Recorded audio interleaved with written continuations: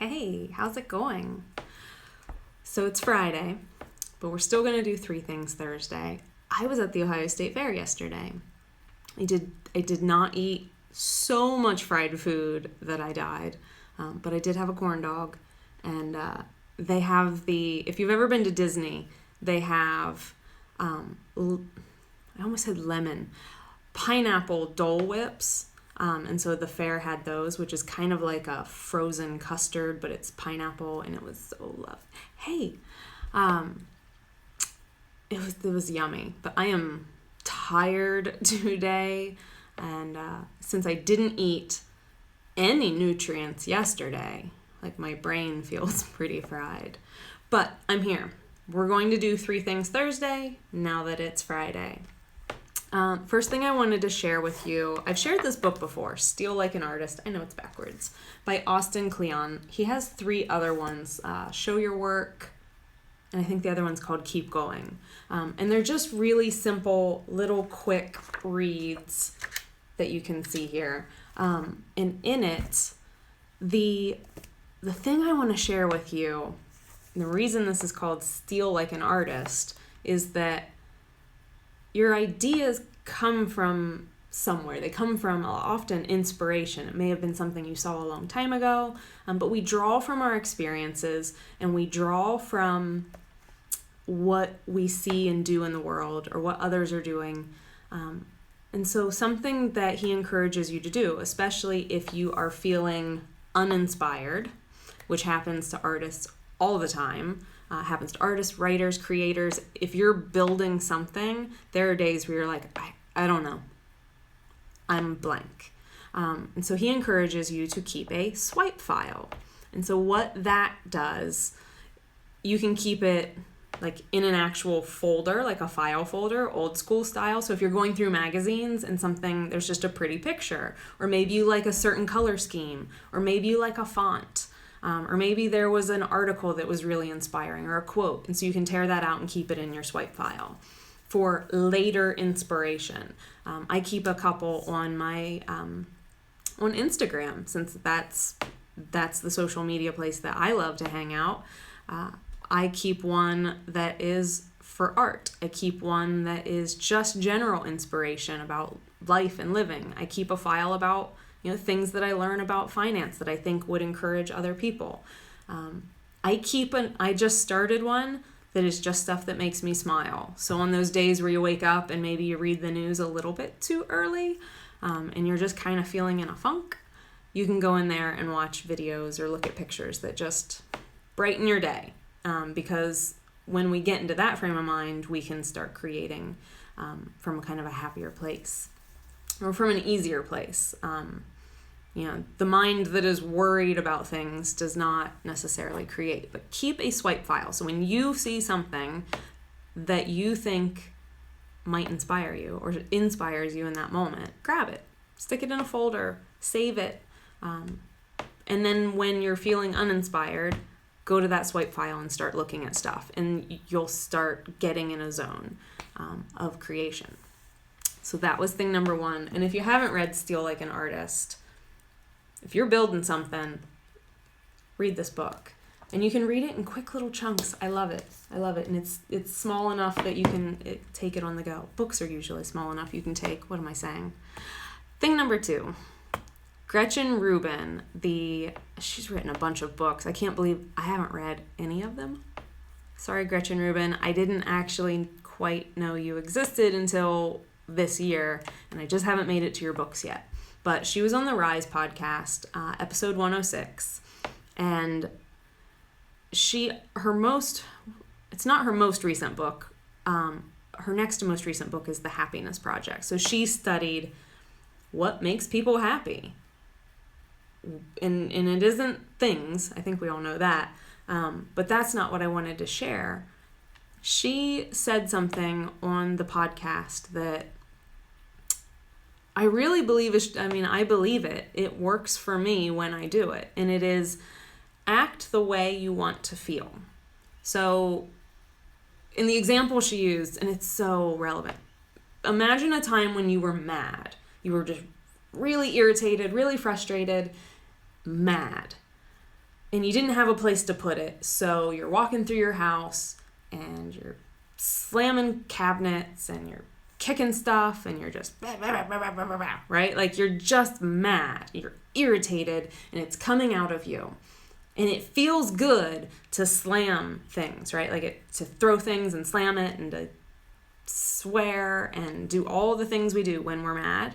But what it doesn't do is it doesn't tell our brain, this little operating system up here, it doesn't tell it that we're going to be happy, or that we want to be happy, or that we don't want to feel this frustrated, or that we want to, the brain no longer knows that something isn't happening.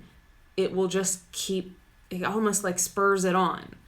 So you start off irritated and it kind of escalates throughout the morning.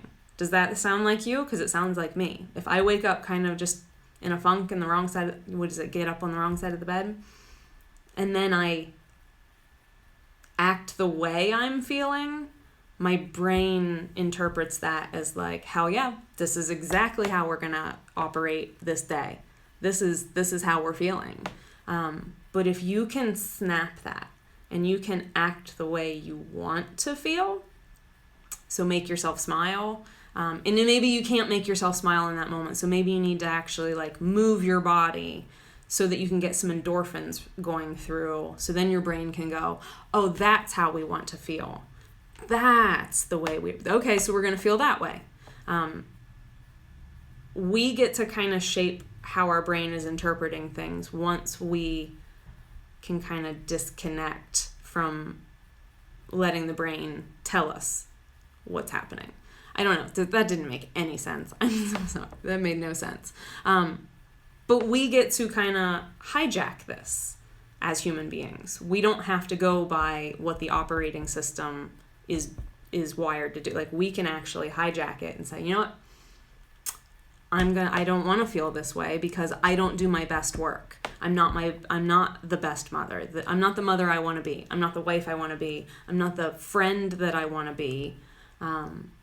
It blocks me from creating. So act the way you want to feel means move your body, fake it till you make it, get your brain in a different pattern.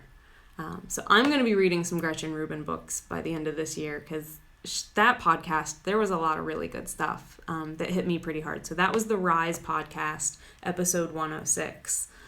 Last thing I want to share, I'm all over the place today, is a technique that I use when I'm feeling stuck, when I'm trying to come up with ideas and I'm not really sure, or if I'm trying to solve a problem that seems like that I can't just sit down and look at it and go, oh, okay, now I know what to do.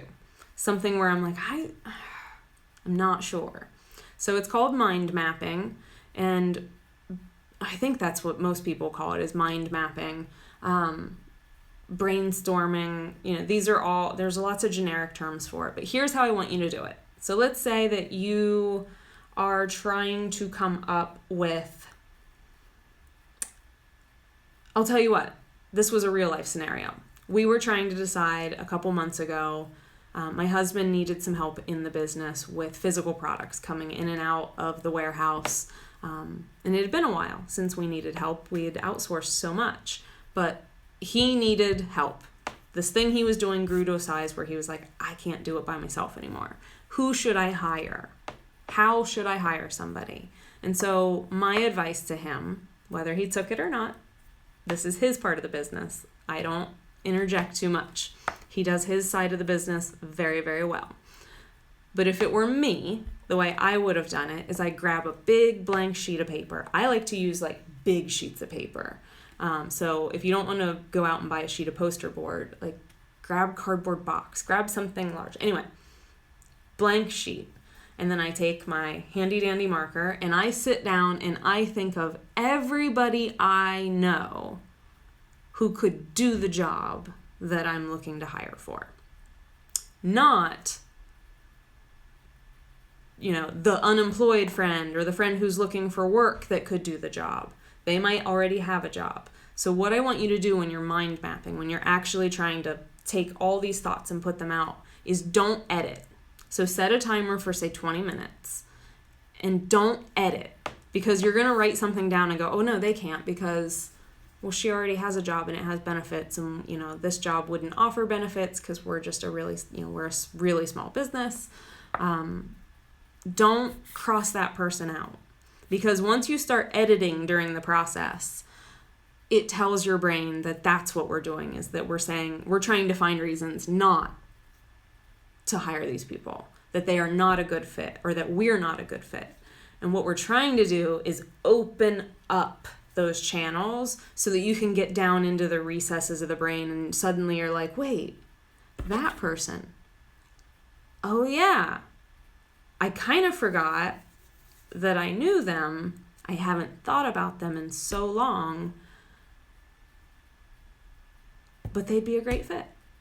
But if you had just wrote down the names you could think of off the top of your head, or if you had tried to qualify it in the beginning, that shuts down the process. Often the answer that we're looking for, or at least a path that we're looking for, is 15, 20, 25 minutes down the road from when we start doing this process. So if number one, you have to allow yourself time to really sit down and just let all of those thoughts go.